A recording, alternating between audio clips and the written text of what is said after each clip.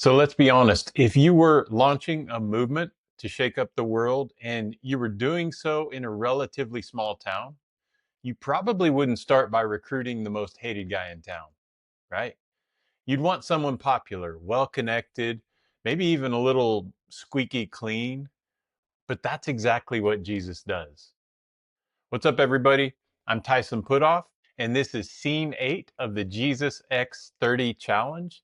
Today, we're looking at the moment Jesus calls a tax collector, someone that almost everyone in the Galilee despised, and then immediately throws a party with him and his friends. So it's not just a story about personal redemption. It's not just Jesus being nice to someone who's unpopular. This is part of the story. But even more, this is a calculated, strategic move in the middle of Jesus's messianic campaign.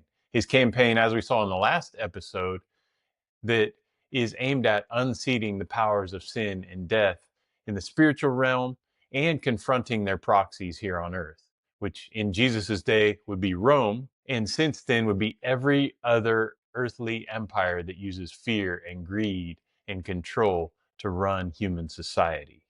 So we're now in the rainy season. We're in winter 27 AD, heading into the spring of 28 AD. And Jesus is still operating out of Capernaum, but the campaign is starting to spread across the Galilee. So rainy season slows down travel. Roads get muddy, streams get flooded, and long distance caravans move at a lot slower pace.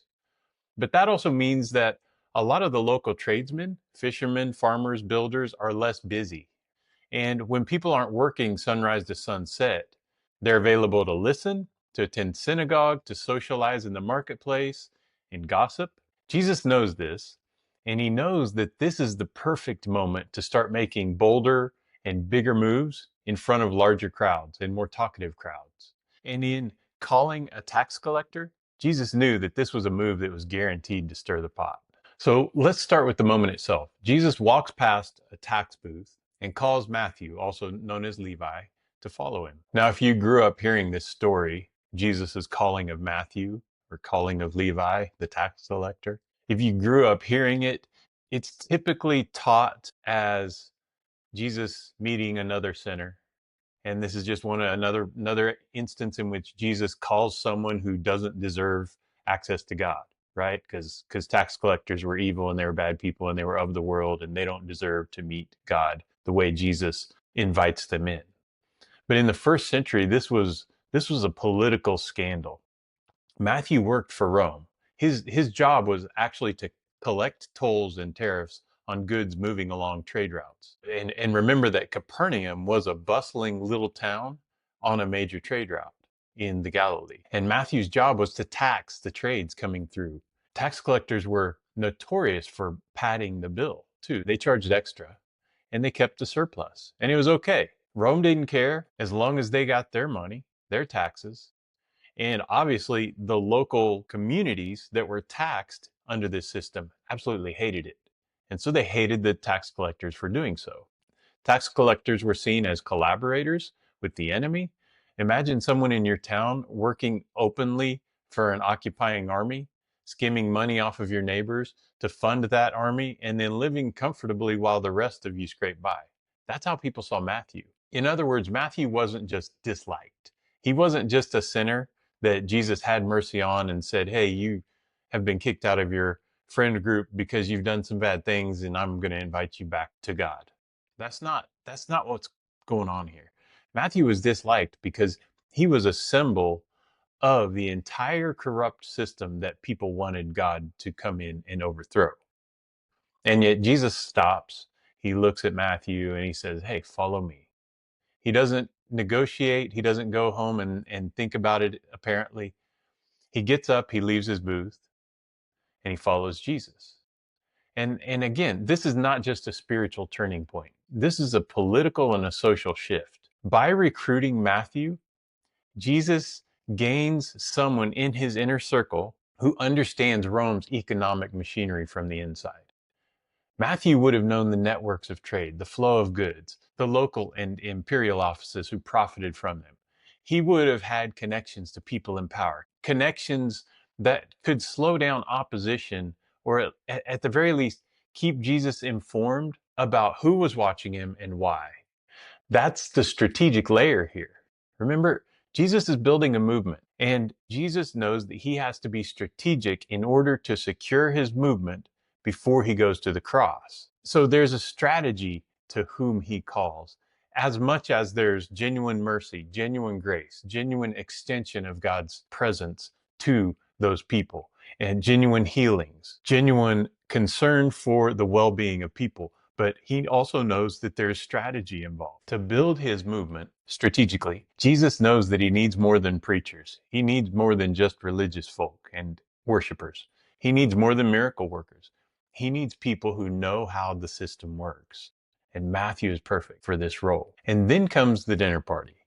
So remember this, after Jesus calls Matthew, go back and look at scene 8 and the course of events that we discuss in scene 8 of my books. After Jesus calls Matthew, they have a dinner party. Matthew actually invites Jesus and Jesus's disciples to his home, along with a room full of other tax collectors and what the Gospels kind of politely call sinners.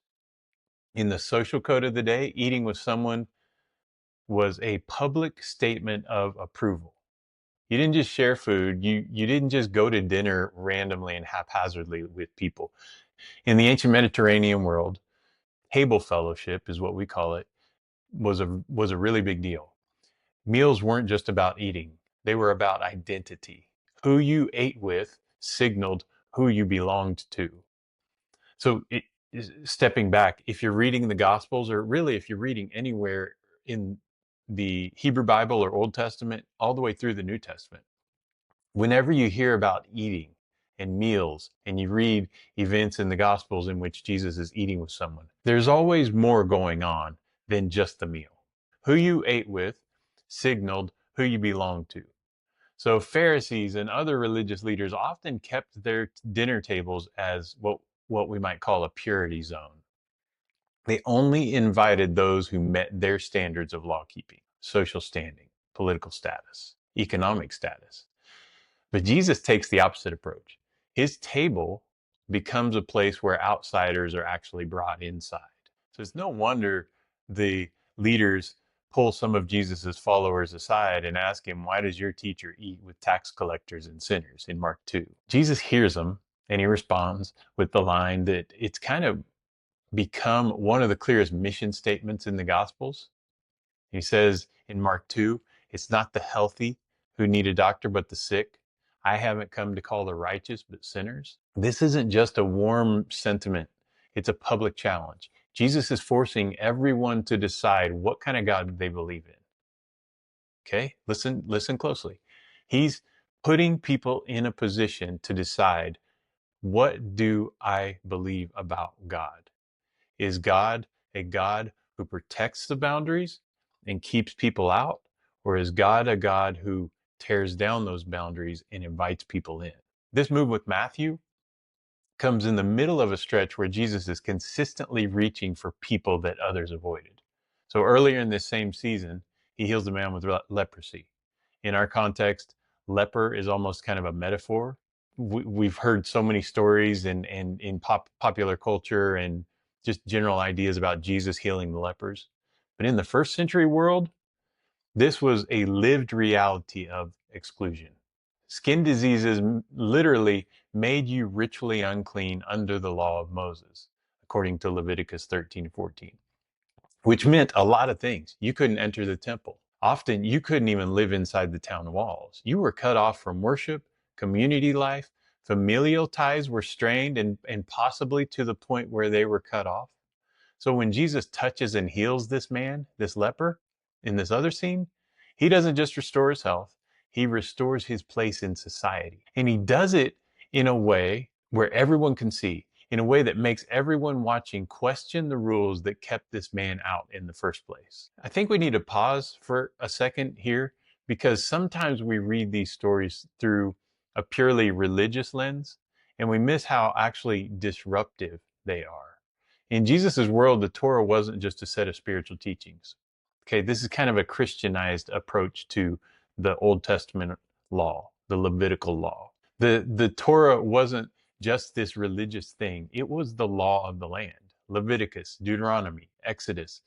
These were the civil and judicial and moral frameworks of Jesus's society. So they weren't just restricted to how I behave in a religious setting.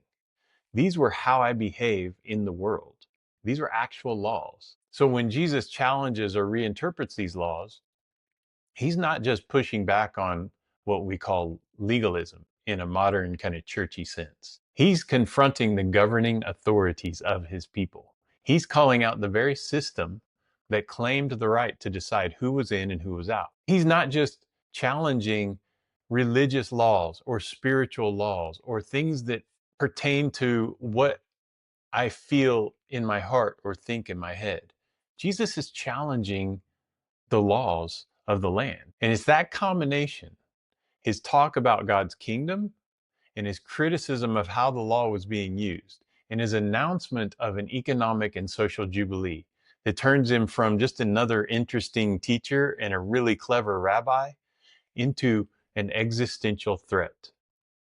And I think this brings us to another flashpoint in the same period, the same scene, and that's the healing of the paralyzed man.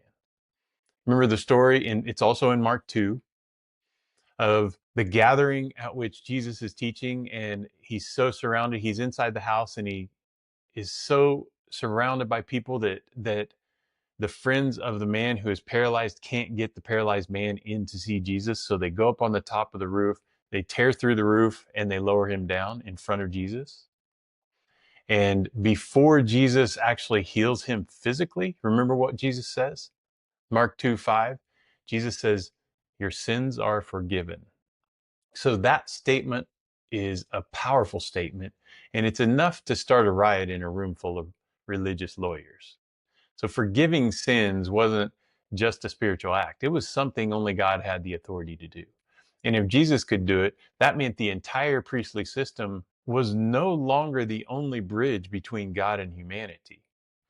What that does is it takes the power and the right and the religious authority out of those who had long only been allowed to do that and only been given authority by God to do that. This is a big deal. It's often used as just a kind of a defense of, well, Jesus is claiming to be God here. I mean, we could make that case, but the bigger point is the strategic nature of what Jesus is doing here. He's effectively challenging those at the top of the social and religious and political and economic order who hold the keys to access to God. And when Jesus says your sins are forgiven, he's saying you've got access to God now. So from here, the tension keeps rising, right? The more Jesus heals, forgives, includes, the more the establishment feels the ground shifting under their feet. They start accusing him of a blasphemy, not just in the sense of using God's name carelessly, not just claiming to be God, but in this heavier sense of claiming divine authority in ways that threaten the political and economic and social and religious establishment, those who already have control. And so we see this throughout the Gospels. The Sabbath, Shabbat, becomes one of Jesus's favorite battlegrounds in this season, especially of his public campaign. So he doesn't just happen to heal on the Sabbath. He chooses the Sabbath, knowing full well that it's going to cause a stir. And not in some back alley where word might spread. He does it in the synagogues, in front of the crowds, right in the spaces controlled by the very people who are trying to contain him. So in one case, there's a man with a deformed hand, and the religious leaders are watching closely. They're almost hoping that Jesus is going to heal him, because that'll give him some ammunition to accuse Jesus of breaking the law. And then they can move forward with prosecution. And Jesus calls the man forward, and he turns to the leaders and asks, this is in Mark 3, which is lawful on the Sabbath, to do good or to do evil, to save a life or to kill? Mark 3:4. And the room's silent. They don't know what to say. Their attempt to trap Jesus turns into Jesus trapping them in front of the crowds. So Jesus goes ahead and he heals the man right there in front of everyone. And his message is clear, and they understood it, that God's law was meant to give life, not to become a tool for policing compassion. For the leaders, this is infuriating. Every public Shabbat confrontation chips away at their authority. Every healing is another headline moment where the crowd leaves talking about Jesus instead of them. And every time he links his actions to the arrival of God's kingdom, the empire of God, it becomes harder to write him off as just another wandering teacher. So it's around now that the opposition starts getting organized. Mark tells us that the Pharisees begin to plot with the Herodians. These are otherwise political rivals, but they don't like Jesus, and that's a mutual connecting point between them. So their common goal becomes stopping Jesus before his influence gets completely out of control. So now, all of that happens in this scene. Back to Matthew's calling. We're in scene 8. All of this, the leper, the paralyzed man, the Sabbath confrontations, it's the backdrop for why calling Matthew is so disruptive. So Matthew's not a charity case that Jesus feels sorry for. Okay, we've talked about that. He's a high value recruit. By bringing him in, Jesus sends a message to both the religious establishment and the Roman aligned elite. No one gets to draw the boundary lines of God's kingdom except God himself. And Matthew doesn't fade into the background. He becomes part of Jesus's inner circle, the group that will one day take this movement from the Galilee to the ends of the earth. In fact, the gospel that bears his name is going to carry Jesus's teachings to generations far beyond this moment. When you think about it, that dinner party at Matthew's house is the perfect picture of Jesus's campaign strategy. It's kind of a microcosm of Jesus's campaign strategy as a whole. It's mercy and subversion at the same table.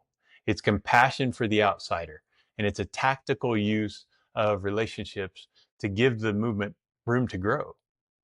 In the ancient world, a meal could cement alliances. Here's the thing. Jesus wasn't just welcoming outsiders. He was building with them. Matthew isn't just a look who got saved story. He's part of the core team. Jesus is flipping the system upside down. The unclean are now the insiders. The untouchables are at the center, and the overlooked are carrying the mission forward. And I think that tells us something about the shape of God's kingdom. It's not about grooming the next set of religious elites. It's about raising up people the world and sometimes even the church has already written off. When Jesus goes and eats with these people, it's not just fellowship, it's a revolution in the form of a meal. Jesus meets people in the middle, including us, in the middle of our own mess.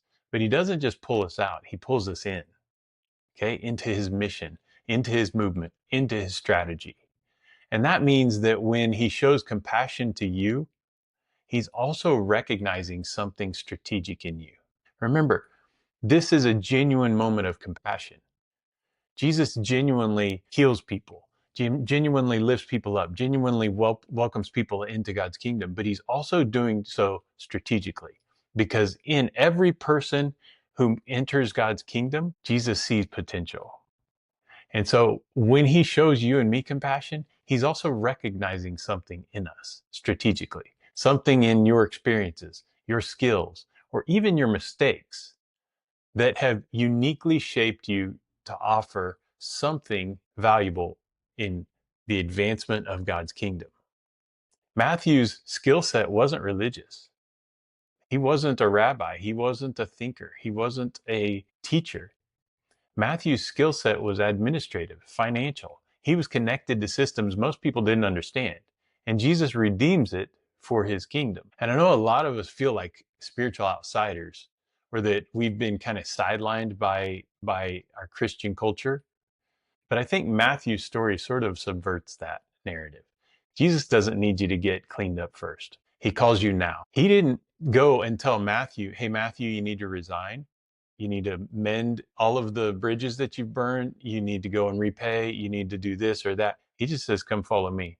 And Matthew does it exactly how he is. Do you think Matthew had this miraculous one-off change of heart, this enormous religious conversion right at that moment?